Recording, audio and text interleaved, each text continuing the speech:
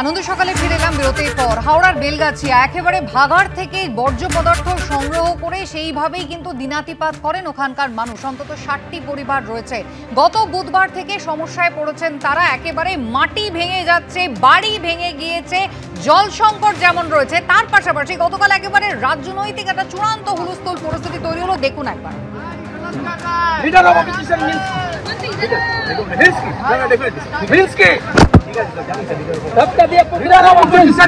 সাধারণ লোককে আপনারা প্রোটেকশন দিতে পারেন না। এখানে দেখতে ঠান্ডা নিয়ে এসছে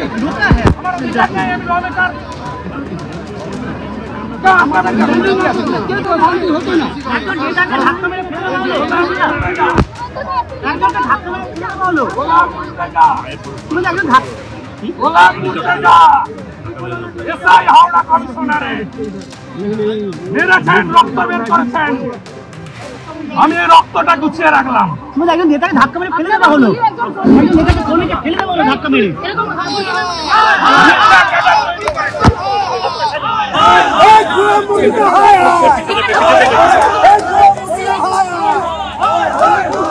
দেখুন, শুভেন্দু অধিকারীর হাতে আঘাত এবং একেবারে রক্তপাত, পুলিশকে দিয়ে রীতিমতো হেনস্থা করানো হয়েছে অভিযোগ করছেন শুভেন্দু অধিকারী।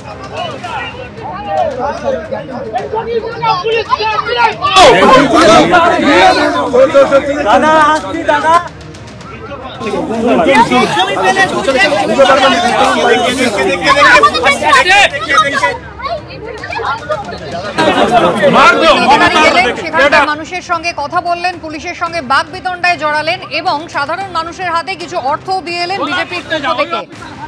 এরপর শুভেন্দু অধিকারী ফিরে এলেন বিধানসভায়। পরবর্তী অংশটা হলো বিধানসভায়। দেখুন একবার, সজল ঘোষ উপস্থিত ছিলেন অ্যাম্বুলেন্স নার্স নিয়ে। দেখুন।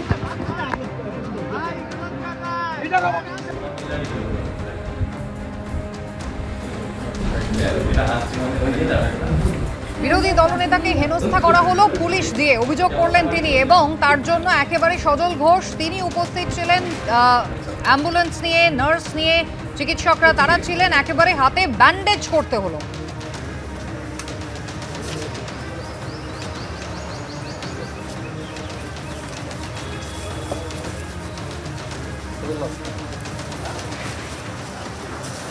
শুভেন্দু অধিকারী কি বললেন ঘটনা নিয়ে দেখুন একবার।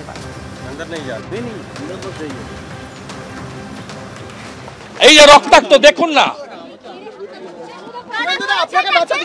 গোলাম Murtaza sub inspector Paschimbanga police Howrah commissioner. Golam Murtaza SI Howrah commissionerate কি করেছে দেখুন।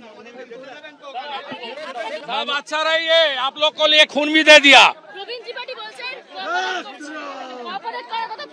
এই যে কোঅপারেটিভ ব্লাড ব্লাড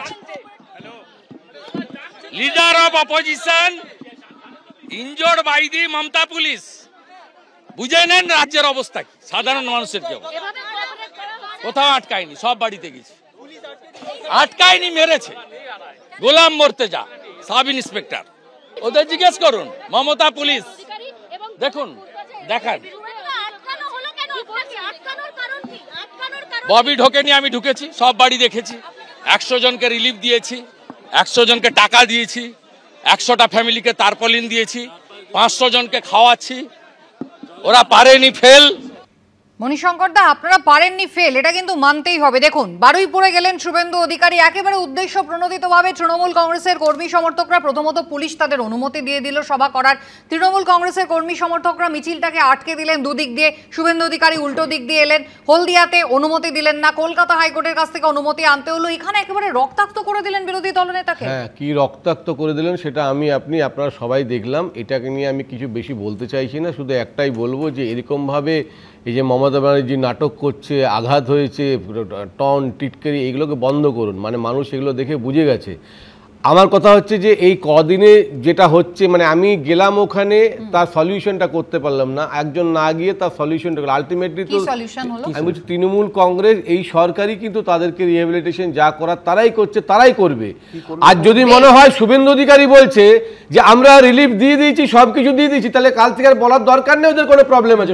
সরকারের পক্ষ থেকে প্রতিশ্রুতি আছে, আপনি বলছেন। আমি একবার দেখিয়ে দিই, ফিরহাদ হাকিম তিনিও কিন্তু গিয়েছিলেন। অভিযোগ আসার 5 দিন পরে ফিরহাদ হাকিম গিয়েছিলেন।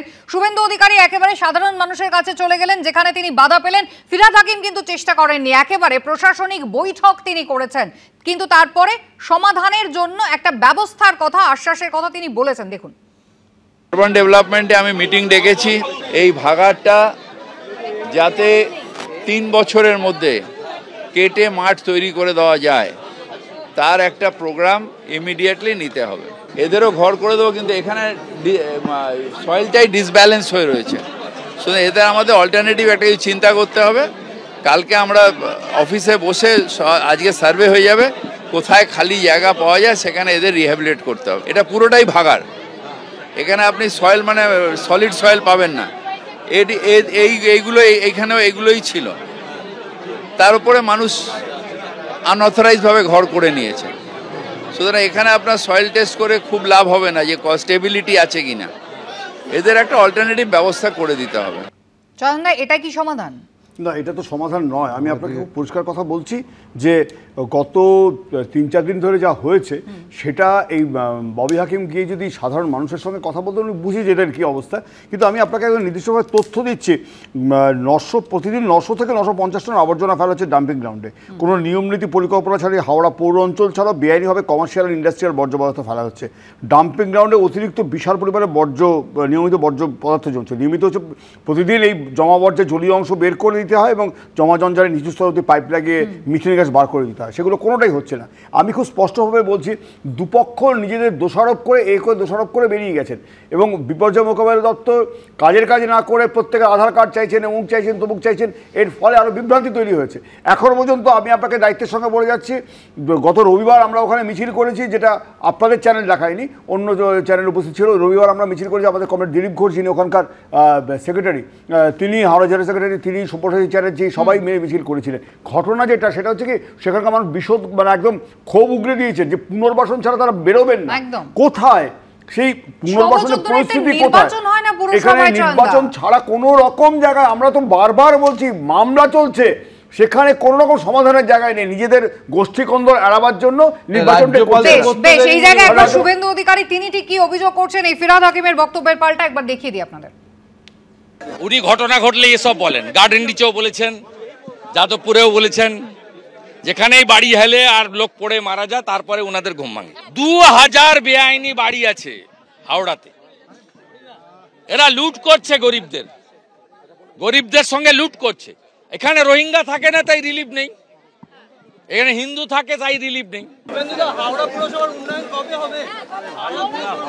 মমতা ব্যানার্জি যেদিন প্রাক্তন হবে। জয়, সাধারণ মানুষের পুনর্বাসনের কথা বলছেন, স্থায়ী সমস্যা সমাধানের কথা বলছেন, সবই ভালো কথা, কিন্তু এখানে এসেও হিন্দু মুসলমান, এখানে এসেও রোহিঙ্গা ভোটার কার্ড। না, একটা জিনিস বুঝতে হবে, যে ঘটনাটা আমরা দেখছি সেখানে পুরোপুরি একটা জিনিস ক্লিয়ার, ববি হাকিম গেলেন কিন্তু উপস্থিত হলেন না জায়গায়। কি না, সাধারণ মানুষের যদি উনি ফেস করতেন, সাধারণ মানুষ বুঝিয়ে দিত যে ক্ষোভ কাকে বলে, হয়তো জুতো পড়তে পারতো। কিন্তু সেই জায়গায় লিডার অফ অপোজিশন হিসেবে শুভেন্দুবাবু যখন গেলেন, সেখানে ব্যবস্থা করেছেন উনি খাওয়ার, পানীয় জলের, ত্রাণের। কাল থেকে বলবেন না তো যে ওখানে তো রিহ্যাবিলিটেশনের দরকার নেই, সমস্ত শুভেন্দু করে দিয়েছে। এটা বলো, সমস্ত তো করে দিয়ে এসেছে, কাল থেকে এটা চিৎকার করবে না তো। আচ্ছা আচ্ছা জয়, একটু শেষ করুন। হ্যাঁ, আপনারা তৃণমূল সরকার থেকে শুরু করে ববি হাকিম যে ব্যর্থ, সেই ব্যর্থতা ঢাকতেই আপনারা আজকে পুলিশ ওখানে মোতায়েন করেছিলেন বিরোধী দলনেতাকে আটকাতে। আজকে বিরোধী দলনেতা ওখানে পৌঁছেছেন, ওখানে গিয়ে দাঁড়ান, শেষ করতে শুনে নিন, আপনি যেটা জানেন না সেটা শুনুন। ওখানে অর্থের সাহায্য করেছেন, ওখানে খাবারের ব্যবস্থা করেছেন, ত্রাণ বিলি করেছেন, জলের ব্যবস্থা করেছেন। আপনার রাজ্য সরকার কি করেছে, ববি হাকিম কি করলো? এলাকায় তাই পৌঁছলোই না, সেখানে পরিদর্শন না করে কোথাও একটা মিটিং করে চলে গেছে। আজকে বলুন তো, ওইখানে শুধু নয়, বিরোধী দলনেতাকে যিনি যখন 2রা মে কাউন্টিং হলে যান, সেখানেও তাকে যেভাবে পাথর ছুঁড়ে মারা হয়েছে, রীতিমতো একটা দুর্ঘটনা ঘটতে পারত।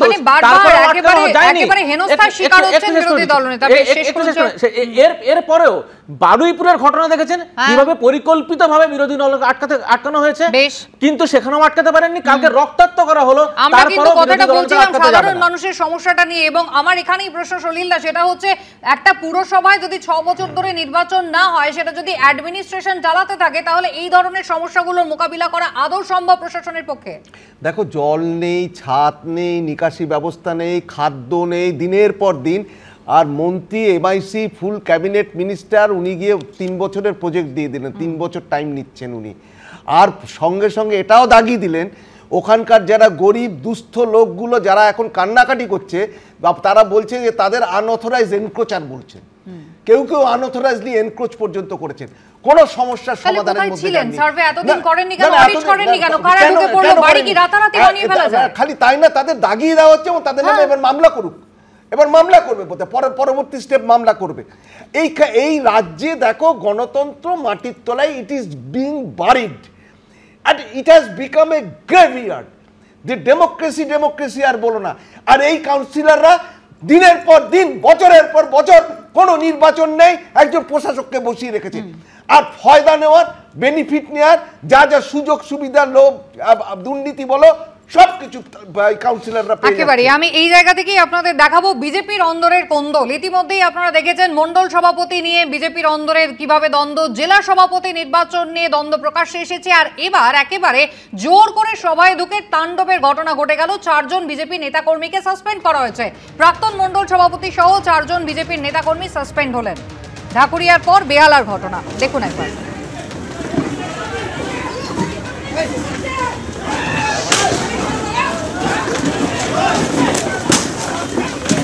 अरुण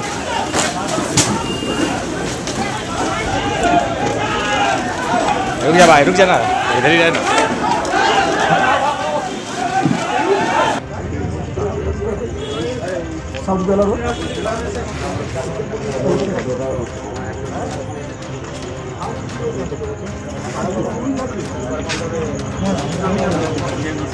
উপলক্ষ ছিল দক্ষিণ কলকাতা বিজেপি সাংগঠনিক সভাপতি সম্বর্ধনা সভার চেহারা দেখুন।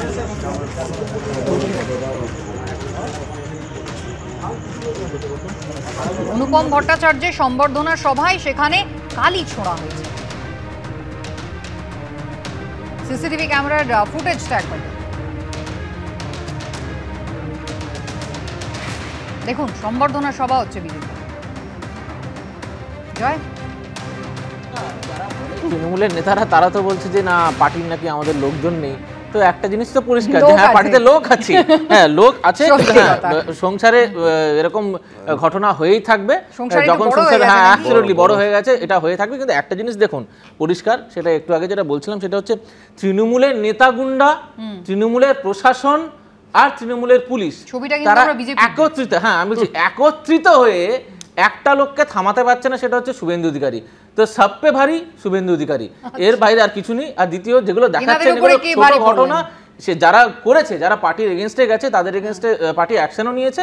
আর এগুলো যদি ছোটখাটো ঘটনা হয়েও থাকে সেটা পার্টি দেখে নেবে। ছোটখাটো ঘটনা, একটা সম্বর্ধনা সভা হচ্ছে, সেখানে কালি মহিলাদের উপর যে আপত্তি ভাষায় কথা বলে বেহালাটা দেখালাম। এবার আপনাদের মাত্র কয়েকদিন আগে 18 তারিখে ছবিটা একবার দেখিয়ে দিই। ঢাকুরিয়া বিজেপির দক্ষিণ কলকাতা জেলা সভাপতি ছিল এবং সেখানেও কিন্তু তার বিরুদ্ধে পোস্টার পড়েছিল পার্টি অফিসের আশেপাশে, বিজেপির পার্টি অফিসের আশেপাশে। দক্ষিণ কলকাতা বিজেপি কর্মীবৃন্দের নামে দেয়া সেই পোস্টারে কি অভিযোগ ছিল? টাকা এবং উৎকোচের বিনিময়ে দলে পদ বিলি করা হচ্ছে, এমনটাই অভিযোগ ছিল সেখানে।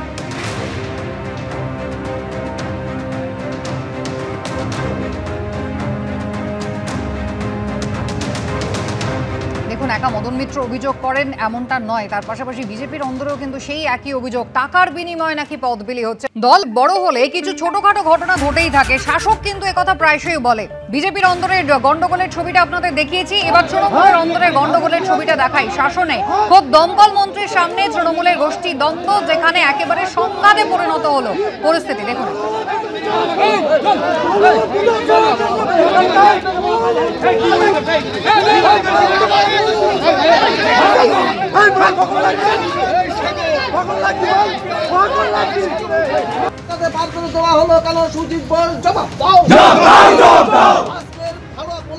পঞ্চায়েত সমিতির সদস্য এবং ব্লক সমিতির বাদ করে দেওয়া হলো কেন? সুজিত বোস জবাব দাও। এই ব্লক সভাপতি পরিচর্যার বাইরে যেতে বলা হলো কেন? সুজিত বোস জবাব দাও। মিটিং জেলায় যারা তারাই এসছে মিটিং, এর বাইরে অন্যদের থাকার মিটিংয়ে কথা। কেউ যদি লোক নিয়ে এসে মিটিংয়ে মনে করে জোর করে ঢুকে মিটিংয়ে ভুল কিছু করবে, সেটা ঠিক হবে। দলের ডিসিপ্লিন দলের মতনই চলবে। দলের অভ্যন্তরে গন্ডগোল তো রয়েছে শাসক বিরোধী উভয় পক্ষের, কিন্তু এবার আপনাদের দেখাবো পুলিশের চেহারাটা। চাপড়ায় তৃণমূল কংগ্রেসের বস্ত্র বিতরণ অনুষ্ঠান ছিল, যেখানে মঞ্চে উপস্থিত উর্দিধারী পুলিশ। এই জমানায় ছবিটা খুব একটা নতুন কিছু নয়, এর আগেও আমরা দেখেছি, কিন্তু এখানে চাপড়া থানার আইসির গলায় শাসক দলের উত্তরীয় দেখা গেল। পুলিশকে পাশে বসিয়ে বিজেপিকে হটানোর ডাক দিচ্ছেন তৃণমূল নেতা। সোশ্যাল মিডিয়ায় ছবিটা ভাইরাল হয়েছে। দেখুন,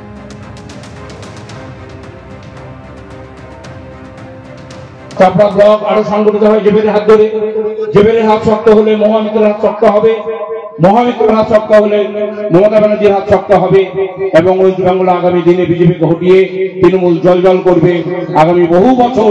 সেই আশা রেখে আপনারা সবাই ভালো থাকুন, এই আশা রেখে আমি আমার কথা শেষ করছি।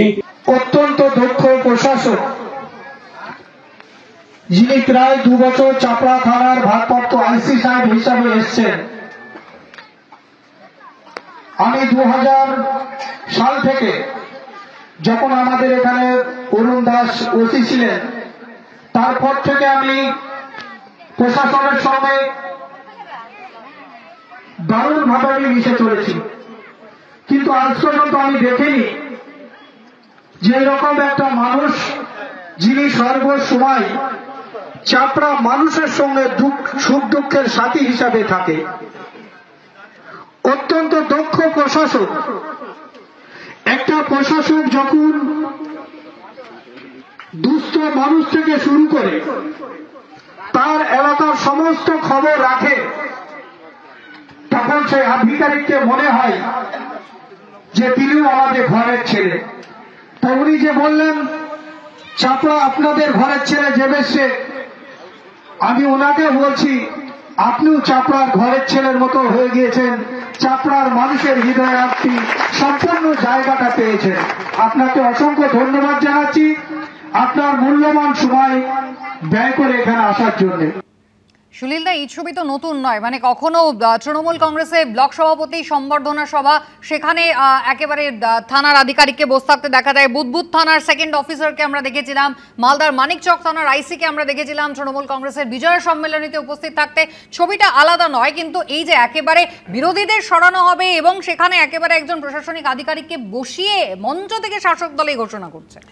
দেখো, এ তো নির্লজ্জ বেহায়া, এ সবাইকে ছাড়িয়ে গেছে। ওর সার্টিফিকেট দিচ্ছে তৃণমূলের একজন নেতা, রাজনৈতিক নেতা। এই ধরনের অফিসাররা, they are tarnishing the image of the police department. এ দক্ষিণ 24 পরগনায় ছিল, হোয়াট আই কুড রিকল, এর এগেন্স্টে আরো একটা ডিপার্টমেন্টাল এনকোয়ারি হচ্ছে দক্ষিণ 24 পরগনায়, ডিপার্টমেন্টাল প্রসিডিং হয়েছে for dereliction of duty and misconduct. এই যে ইনডিসিপ্লিন কন্ডাক্ট, ওর সার্টিফিকেট দিচ্ছে তৃণমূলের নেতা, বলছে এখানকার মানুষ, আমাদের মানুষ এখানকার, কত দুঃখে ঘরের ছেলে, কত লোকের খবর রাখে। মানে এটা আজকের মানে পুলিশ ডিপার্টমেন্টে, they are the black sheep of the police department. Immediately ওর এগেইনস্টে ডিপার্টমেন্টাল প্রসিডিং ইনিশিয়েট করা উচিত। ব্যবস্থা হয় কিনা অবশ্যই সেদিকে আমাদের নজর থাকবে। আলোচনার সময় শেষ, সকলকে ধন্যবাদ।